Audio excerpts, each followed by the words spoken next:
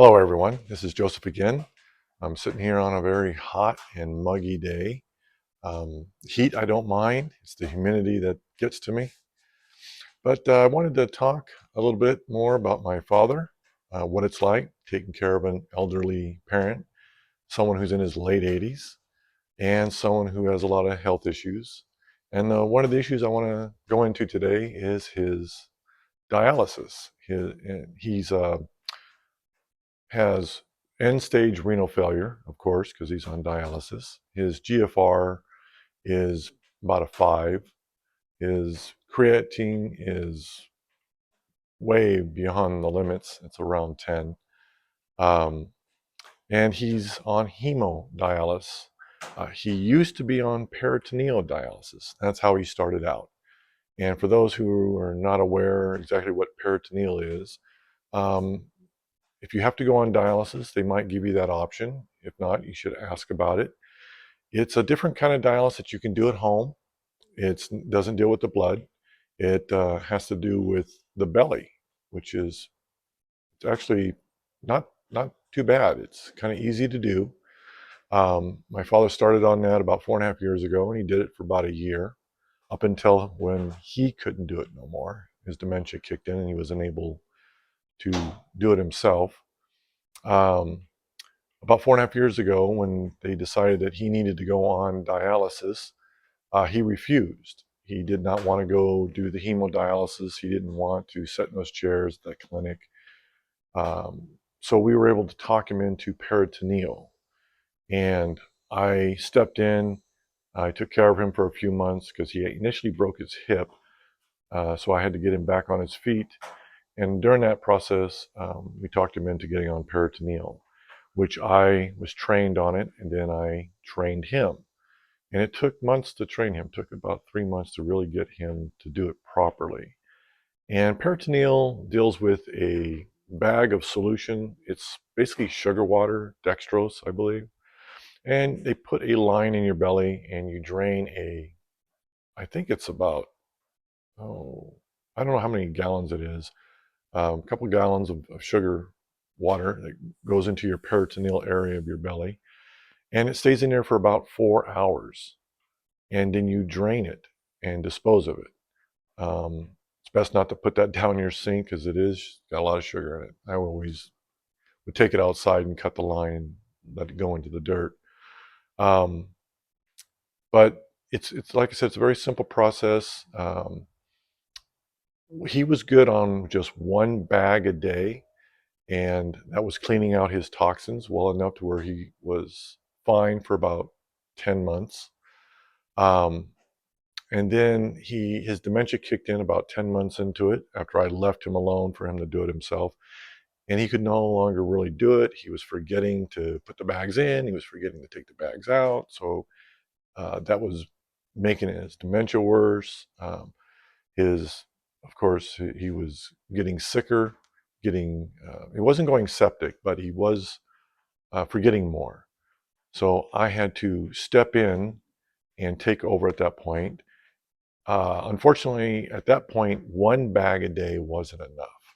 So we had to start doing 2 bags, and soon after that, we had to do 3 bags, which still wasn't good enough.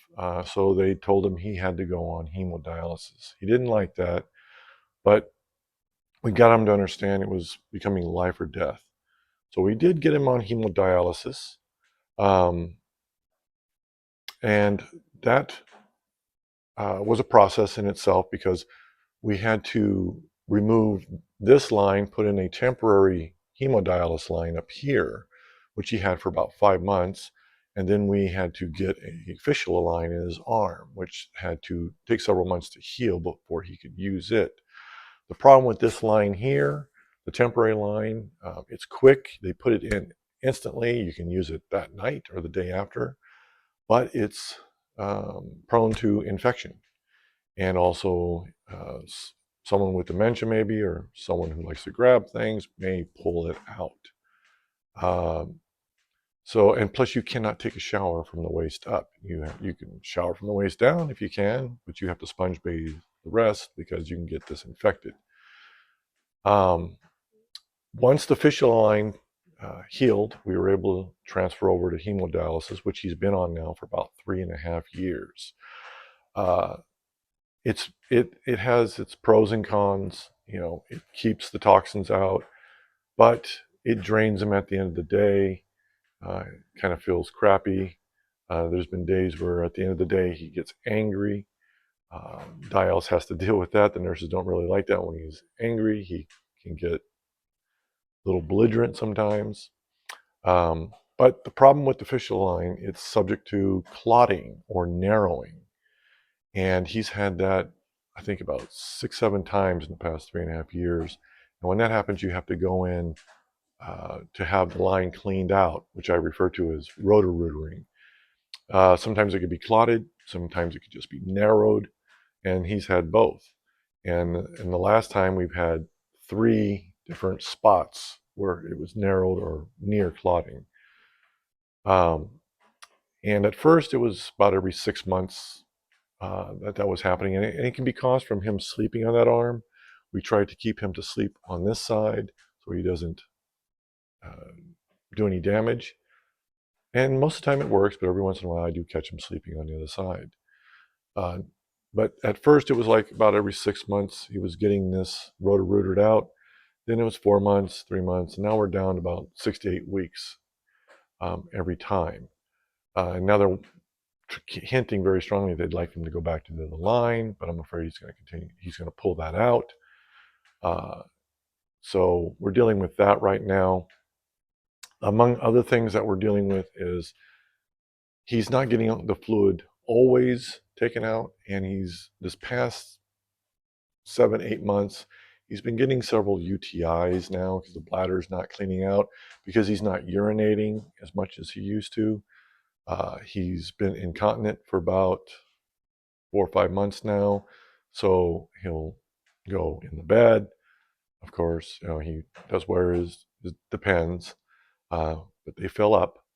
And so since he's not urinating as much as he should, he's building up a lot of, I guess, dirt in the bottom of his bladder. So we are having to give him antibiotics more often. They wanted me to try cranberry extract, which I ordered some. I have some on the way. They put him on low dose antibiotics now. And when he does go, when he sleeps, it's when he gets a good night's sleep, when he's at his most relaxed, he'll go. When I put him on the toilet, he does not go. He can't get relaxed enough anymore. We had a CAT scan done and an ultrasound, and his prostate isn't really it's not pushing on the urinary tract line, whatever you call it, bad enough to where it should be causing any interference. It's mostly he's just not relaxed enough to go. There has been times where he didn't go for 2 weeks, so we assumed he wasn't making any urine. Then all of a sudden it turns back on, and he's making urine. But oftentimes the urine is not in good shape. One time it looked like there was beige paint in it. One time it was full of blood, and and then he has a burning sensation sometimes. So that's getting bad, the UTIs. They want to put a catheter in him. He won't do that. He just absolutely hates catheters. He doesn't want anybody to go near that area. So that won't work. So we're dealing with that. And the other problem is when you're on dialysis, you have fluid restrictions. They would like to keep him on 60 ounces a day. I can't do that. That's too low. I usually keep him around 80 to 90, more 90. I don't really go over that too much. And because you walk a fine line between giving him too much fluid and also him suffering from dehydration. And if he's too dehydrated, then he's a little delirious. And I did mention about the UTIs. The last UTI caused a lot of hallucinations. I mean, some outrageous hallucinations. He was seeing sharks swimming around. He was seeing people on him. So we need to keep that under control, because that was pretty bad the last time. But yeah, when he's dehydrated, that can happen as well. And also for his diet, being on hemodialysis versus peritoneal, when he was on peritoneal, they didn't want him to eat a whole lot of protein. Now that he's on hemo, they want him to eat a lot of protein. So I feed him protein in the morning for breakfast, all protein, meat and eggs. He gets that every morning. For dinner, he gets still a lot of protein, but he also gets some carbs, because there's certain foods he wants to eat, certain meals he wants to eat. I can't deprive him of that. But I do have to watch the carb intake, because I can't, because his neuropathy is set off by just a few carbs. Sugars really sets it off. I'll get into that in other videos. I also have to watch his weight. He's a big man. He's 6'4". He has been as high as close to 300 pounds. Right now, I've been keeping him close to 240. I only feed him 2 meals a day, and that seems to work great. It's great for the digestive system. He doesn't really need any more than that. He sustains 240 just fine. I really don't give him any snacks, because like I said, I try to watch any carb intake that sets off his neuropathy. And his neuropathy is on a scale of, sometimes 9, maybe 10. So these are the issues we're dealing with his dialysis and his renal failure. Like I said, there's many other issues he's dealing with. I'll get into that in other videos. But, dealing with all this for someone my age, I'm in my early 60s, having to take care of my father 24/7. It can be very trying. It takes a toll on the mental health, and then on the body sometimes. Because right now, transporting him to dialysis is becoming an ordeal. I usually use a Hoya lift around the house to get him out of bed, into his chair and recliner, into the wheelchair. But to get him into the car and out of the car, I have to lift him up. So we're running into that issue. We don't know what we're going to do going forward, because I'll get into that in other videos, because transportation is an issue, getting the insurance to pay for that, because it is a considerable amount. It's about $4,000 a month to have him transported to dialysis. So like I said, these are the issues I'm running into. If you're someone who's taking care of your parent and been going through this, or if you're a parent who's having your child assist you, please let me know how it's going. If you have any advice, I appreciate it. I'll keep everybody updated. I'm going to try and make these videos at least once or twice a week, time permitting, because he does keep me busy 24/7. Right now he's at dialysis, so I have this moment to do these videos, and I hope to do many more. Well, I appreciate everyone who's stopping by. Thank you so much, and I'll talk to you soon. Take care.